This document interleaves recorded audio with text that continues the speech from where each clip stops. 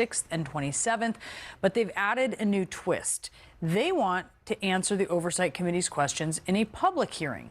It's not clear if the Republican chair, Congressman James Comer, will accept that request. President Clinton has never been accused of any wrongdoing with Epstein, and his spokesman has said Clinton denies knowing of Epstein's crimes and cut off their relationship before they came to light. Last night, the Deputy Attorney General once again signaled there will likely be no further criminal charges stemming from the Epstein files.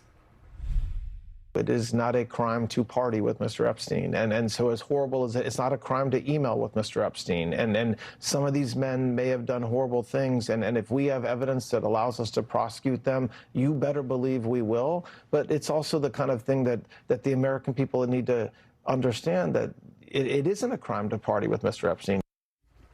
Let's bring in Sarah Fitzpatrick of The Atlantic, an investigative reporter who has covered Jeffrey Epstein extensively. And just first, what is your reaction there to what we heard from Todd Blanche, and what are survivors telling you about it? I mean, I think it's really hard to square what Todd Blanche is saying there versus what he has spent money on for the Justice Department, of taking hundreds and hundreds of attorneys to review these documents, to work overtime.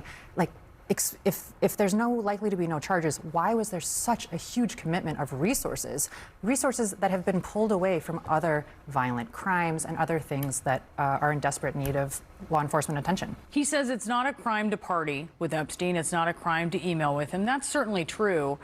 But you've heard critics of what he's saying say it's very curious to party with Epstein or ask to go to his island or email with him after you know that he is a convicted pedophile. And that raises a lot of questions, and the DOJ should be more interested in investigating that. So where does that leave things, and why aren't they? I think it's a very curious question that we have never gotten a good answer to.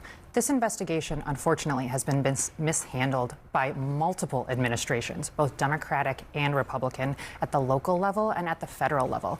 And so what I think it reflects is the Trump DOJ kind of came in that we're going to release these files, we're going to get to the bottom of this. And now we're seeing that there have been as far as we can tell, no major law enforcement steps taken.